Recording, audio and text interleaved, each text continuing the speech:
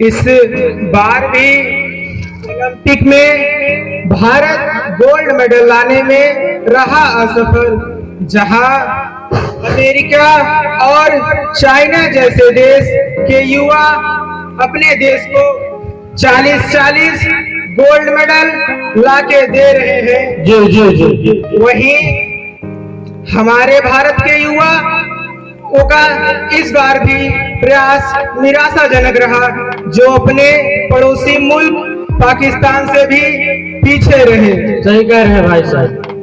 देख रहे हैं भाई साहब, हमारे भारत के युवाओं के अंदर उत्साह नाम की चीज ही नहीं है। इन्हें तो आलस का तीनी खाता जा रहा है।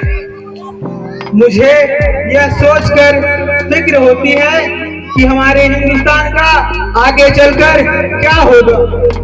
जी भाई साहब, जो आप कह रहे हैं सही कह रहे हैं।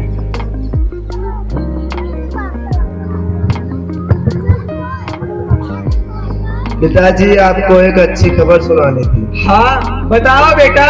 पिताजी, मेरा स्टेट लेवल पर हॉकी में सिलेक्शन हो गया है और मुझे परसों वहाँ खेलने के लिए बुलाया गया है। ये क्या फालतू की खबर तुम सुबह सुबह सुना रहे हो? तुम्हें पता है ना, मैं तुम्हें सरकारी अफसर बनता हुआ देखना चाहता हूँ। लेकिन पिताजी, मुझे हॉकी में इंटरेस्ट है और मैं अपने देश के लिए गोल्ड मेडल लाना चाहता हूँ। ये सब फालतू की बातें हैं। लेकिन पिताजी, मुझे कुछ नहीं सुनना। ये बताओ, जो तुमने पुलिस की परीक्षा दी थी, तुम्हारा रिजल्ट कैसा रहा? पिताजी, मैं उसमें कुछ नंबरों से पीछे रह गया। इसी खेल कूद के चक्कर में तुमने सरकारी नौकरी गवा दी। देख रहे हो, शर्मा जी का लड़का पुलिस में हो गया और तुम मेरी नाक कटा रहे हो। लेकिन पिताजी, हॉकी में मुझे इंटरेस्ट है। ये सब फालतू की बातें हैं, इसमें कोई फ्यूचर नहीं है। जाकर पढ़ाई पर ध्यान लगाओ और आइंदा से खेल के पीछे मत भागना।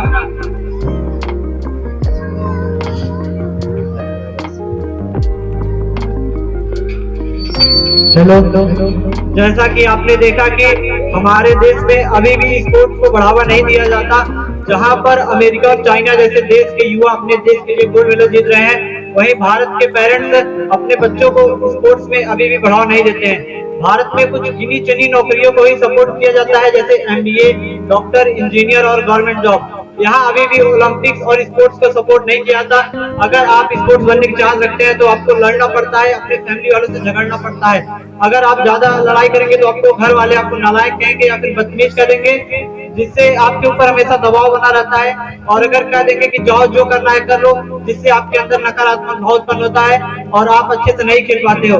हमारे देश में खेल को बढ़ावा देने की जरूरत है। यहाँ की गवर्नमेंट और यहाँ की मीडिया को भी बढ़ावा देने की जरूरत है, ताकि खेल में भी भारत का नाम रोशन हो सके और धीरे धीरे ओलंपिक्स में भारत गोल्ड मेडल जीते।